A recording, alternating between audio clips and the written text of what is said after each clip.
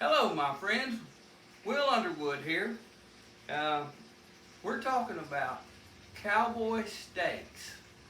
Now, the big rage right now is, the Angus cowboy ribeye steak. It just has a bone in the ribeye, but it's really delicious. And we're doing a video about how they made it, in 1890. Now, back in the cowboy days, they didn't have wonderful spices. There wasn't any Zatarain chuck wagons going to drive up in the middle of the, cattle drive and give you some spices. They didn't have even black peppers. They might have had some dried cayenne pepper and maybe some dried, uh,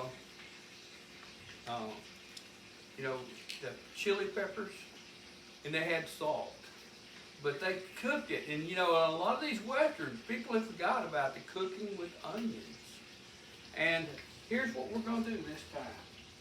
We got us a nice ribeye steak here, and it's sizzling. Ooh, don't that look good? And now we're going to take these onions that I've got, and we're going to sprinkle them all over it. Because that's the way the old timers like it. It's called smothered in onions, and that's my magical lid right there. Now, I know a lot of you people have been wondering, what about the hat? Well, my grandpa Racine down on the Red River, he fished for a living. He was a Cajun, and I used to ride on the front of the John boat, and it was a wonderful experience. And we ran trot lines and flag nets and hoop nets, and he was kind of like a commercial fisherman on the Red River near Colfax, Louisiana. It's in my book, Arthur, the Red River Man, by the way. And I would appreciate it if you would buy this book. But, in the old days, they did not have all these, black pepper and all these special spices that, they have nowadays. And what they did is they smothered stuff in onions. And, today, if you say I want some liver and onions, they'll just fry liver and fry some onions and throw them together and say, here you are. But that's not the way they traditionally made it. They made a roux brown gravy, and then they sizzle fried the liver with a little bit of flour on it. Then they put it in there, and then they sprinkled it with sliced onions, and then they covered it with a lid, and they cooked it, and you had liver and onions simmered in gravy. They also did that for rabbit, squirrel, and the very best, quail. If you fry quail up just like that, make a little brown gravy, boil it in the gravy, and then pour it over rice. It is delicious. It's crazy good. Now, ladies, I love you, and I'm giving you these tips. But you need to remember, with great power comes great responsibility.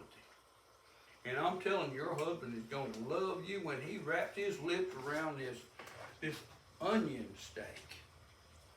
Just like in the old cowboy movies. You can look at some old spaghetti westerns, and they would talk about, old man, I want a juicy steak.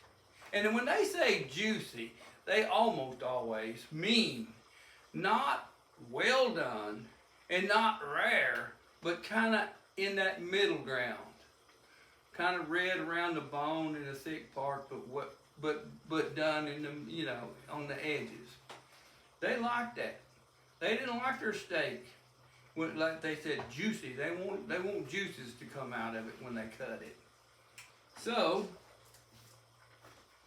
I've got some cornbread here. Yep. I hope y'all know about Cajuns and cornbread. Boy, we love cornbread. And now, I think that should have been enough time.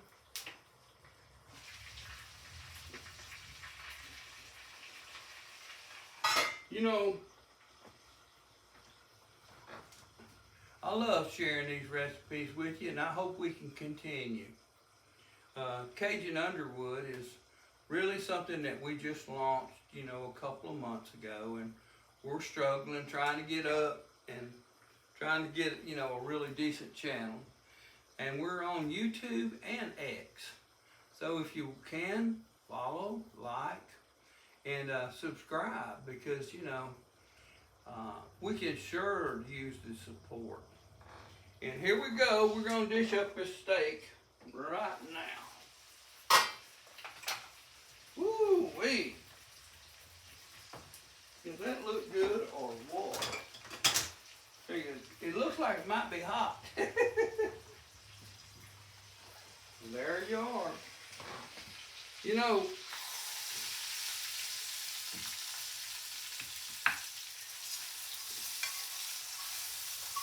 And as the old cowboy said, I want mine smothered in onions.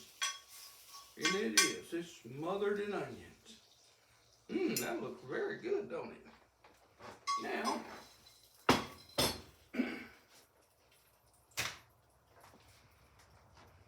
Now, this is traditionally what they would eat.